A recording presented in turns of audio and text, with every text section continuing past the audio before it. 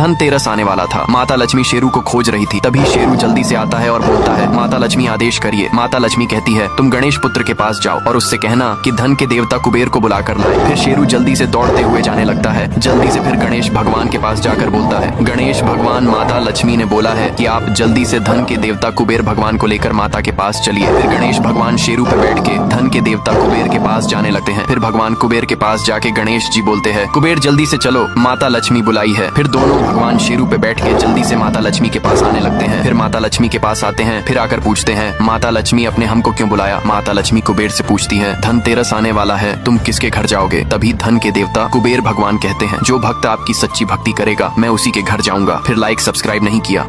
धनतेरस आने वाला था। माता लक्ष्मी शेरू को खोज रही थी। तभी शेरू जल्दी से आता है और बोलता है, माता लक्ष्मी आदेश करिए। माता लक्ष्मी कहती है, तुम गणेश पुत्र के पास जाओ और उससे कहना कि धन के देवता कुबेर को बुला कर लाए। फिर शेरू जल्दी से दौड़ते हुए जाने लगता है। जल्दी से फिर गणेश भगवान के पास जाकर बोलता है, गणेश भगवान, माता लक्ष्मी ने बोला है कि आप जल्दी से धन के देवता कुबेर भगवान को लेकर माता के पास चलिए। फिर गणेश भगवान शेरू पे बैठ के धन के देवता कुबेर के पास जाने लगते हैं। फिर भगवान कुबेर के पास जाके गणेश जी बोलते हैं, कुबेर जल्दी से चलो, माता लक्ष्मी बुलाई है। फिर दोनों भगवान शेरू पे बैठ के जल्दी से माता लक्ष्मी के पास आने लगते हैं। फिर माता लक्ष्मी के पास आते हैं। फिर आकर पूछते हैं, माता लक्ष्मी आपने हमको क्यों बुलाया? माता लक्ष्मी कुबेर से पूछती है, धनतेरस आने वाला है, तुम किसके घर जाओगे? तभी धन के देवता कुबेर भगवान कहते हैं, जो भक्त आपकी सच्ची भक्ति करेगा मैं उसी के घर जाऊंगा। फिर लाइक सब्सक्राइब नहीं किया।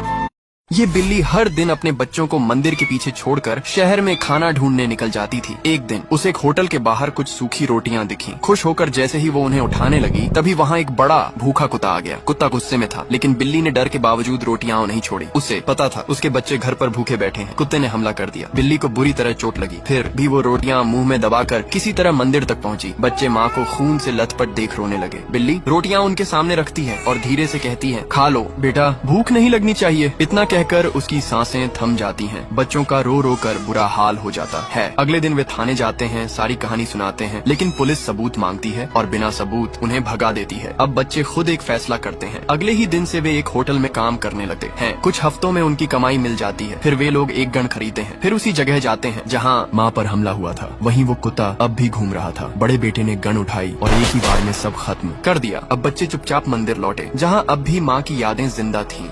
ये बिल्ली हर दिन अपने बच्चों को मंदिर के पीछे छोड़कर शहर में खाना ढूंढने निकल जाती थी। एक दिन उसे एक होटल के बाहर कुछ सूखी रोटियां दिखी। खुश होकर जैसे ही वो उन्हें उठाने लगी, तभी वहाँ एक बड़ा भूखा कुत्ता आ गया। कुत्ता गुस्से में था, लेकिन बिल्ली ने डर के बावजूद रोटियां नहीं छोड़ी। उसे पता था उसके बच्चे घर पर भूखे बैठे हैं। कुत्ते ने हमला कर दिया। बिल्ली को बुरी तरह चोट लगी। फिर भी वो रोटियां मुंह में दबाकर किसी तरह मंदिर तक पहुंची। बच्चे माँ को खून से लथपथ देख रोने लगे। बिल्ली रोटियां उनके सामने रखती है और धीरे से कहती है, खा लो बेटा, भूख नहीं लगनी चाहिए। इतना कहकर उसकी सांसें थम जाती हैं। बच्चों का रो रो कर बुरा हाल हो जाता है। अगले दिन वे थाने जाते हैं, सारी कहानी सुनाते हैं, लेकिन पुलिस सबूत मांगती है और बिना सबूत उन्हें भगा देती है। अब बच्चे खुद एक फैसला करते हैं। अगले ही दिन से वे एक होटल में काम करने लगते हैं। कुछ हफ्तों में उनकी कमाई मिल जाती है। फिर वे लोग एक गन खरीदते हैं। फिर उसी जगह जाते हैं जहाँ माँ पर हमला हुआ था। वहीं वो कुत्ता अब भी घूम रहा था। बड़े बेटे ने गन उठाई और एक ही बार में सब खत्म कर दिया। अब बच्चे चुपचाप मंदिर लौटे, जहाँ अब भी माँ की यादें जिंदा थीं।